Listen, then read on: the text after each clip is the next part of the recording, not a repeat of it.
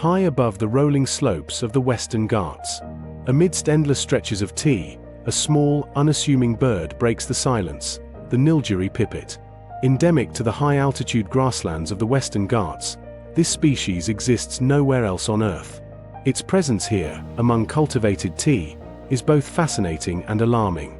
These birds belong to an ecosystem that once stretched far beyond, open montane grasslands dotted with shola forests, now reduced and fragmented by human expansion. The Nilgiri Pipit, Anthus nilghiriensis, is a ground-dwelling insectivore, relying on grass tussocks for nesting and protection. It feeds on tiny insects and grubs, playing a subtle yet vital role in maintaining ecological balance.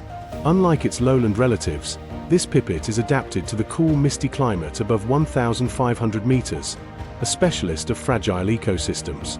It moves cautiously, blending perfectly with the earthy tones of its surroundings.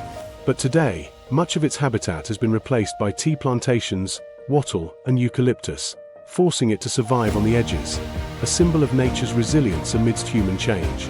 As it hops between green rows, the Nilgiri Pipit reminds us of a vanishing landscape, one